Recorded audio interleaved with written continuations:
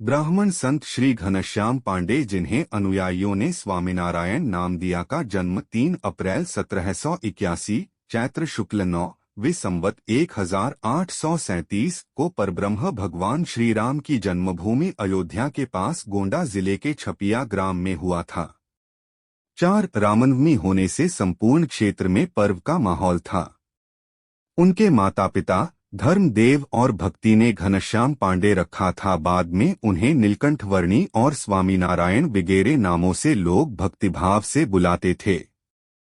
अनुयायियों के अनुसार हाथ में पद्म और पैर ऊर्ध्व रेखा कमल जैसे दिखने वाले चिन्ह देखकर ज्योतिषियों को लगा कि यह बालक धर्म प्रचारक होकर समाज को दिशा देगा।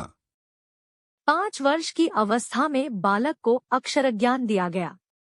8 वर्ष का होने पर उसका जनेऊ संस्कार हुआ। छोटी अवस्था में ही उसने अनेक शास्त्रों का अध्ययन कर लिया। जब वह केवल 11 वर्ष का था तो माता व पिताजी का देहांत हो गया। कुछ समय बाद लोगों के कल्याण के हेतु उन्होंने घर छोड़ दिया और अगले 7 साल तक पूरे देश की परिक्रमा की। अब लोग उन्हें नीलकंठवर्णी कहने लगे। इस दौरान उन्होंने गोपालयोगी से अष्टांग योग सीखा। वे उत्तर में हिमालय, दक्षिण में कांची, श्रीरंगपुर, रामेश्वरम आदि तक गए। इसके बाद पंढरपुर व नासिक होते हुए वे गुजरात आ गए। कुछ समय बाद स्वामी रामानंद ने नीलकंठवर्णी को पीपलाना गांव में दीक्षा देकर उनका नाम सहजानंद रख दिया। 1 साल बाद जेतपुर में उन्होंने सहजानंद को अपने संप्रदाय का आचार्य पद भी दे दिया। इसके कुछ समय बाद स्वामी रामानंद जी का शरीरांत हो गया। अब स्वामी सहजानंद ने गांव-गांव घूमकर सबको स्वामीनारायण मंत्र जपने को कहा। उन्होंने निर्धन सेवा को लक्ष्य बनाकर सब वर्गों को अपने साथ जोड़ा। इससे उनकी ख्याति सब ओर फैल गई।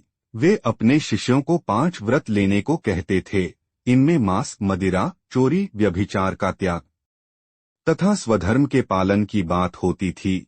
सहजानंद अर्थात स्वामीनारायण जी ने जो नियम बनाए वे स्वयं भी उनका कठोरता से पालन करते थे। उन्होंने यज्ञ में हिंसा, बलि प्रथा, सती प्रथा, कन्या हत्या, भूत बाधा जैसी कुरीतियों को बंद कराया। उनका कार्यक्षेत्र मुख्यतः गुजरात रहा। प्राकृतिक आपदा आने पर वे बिना भेदभाव के सबकी सहायता करते थे।